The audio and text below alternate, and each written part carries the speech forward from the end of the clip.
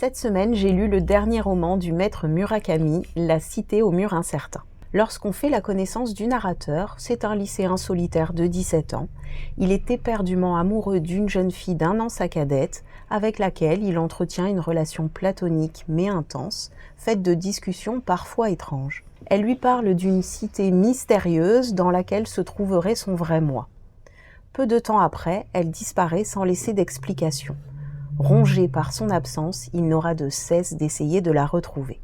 Le roman se déroule en plusieurs parties, retraçant des périodes de son passé. Il arrivera finalement à retrouver cette fameuse cité où les habitants n'ont plus d'ombre, où le temps n'a plus la même importance, où il deviendra liseur de rêves.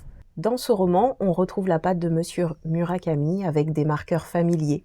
La solitude, la quête identitaire où les frontières entre rêve et réalité s'estompent peu à peu, les gestes simples du quotidien, ranger, préparer un repas, marcher, qui structurent les personnages et leur offrent un ancrage face à l'étrangeté du monde.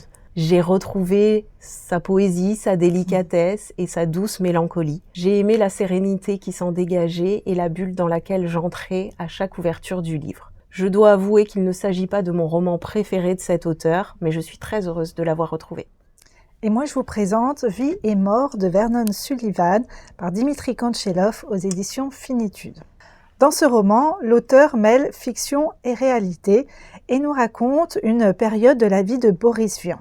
Au détour d'une belle matinée de juillet, Boris annonce à son éditeur qu'il est capable d'écrire un best-seller en à peine une dizaine de jours. Les paris sont lancés. 10 jours plus tard, enfin plutôt 15, J'irai cracher sur vos tombes voit le jour sous le pseudonyme de Vernon Sullivan, mais traduit par Boris Vian. Tout le monde crie au scandale. Le roman est violent, cru, sulfureux.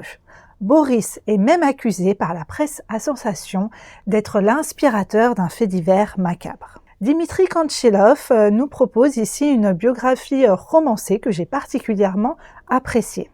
Il nous plonge dans l'ambiance de l'époque, avide de liberté, où les soirées se prolongent avec en toile de fond des airs de jazz. L'auteur réussit avec brio à susciter notre intérêt pour cet auteur inventif, rempli d'humour, sensible, mais malheureusement parti trop tôt. Merci de nous avoir suivis. Et n'hésitez pas à nous dire si vous avez un coup de cœur en ce moment.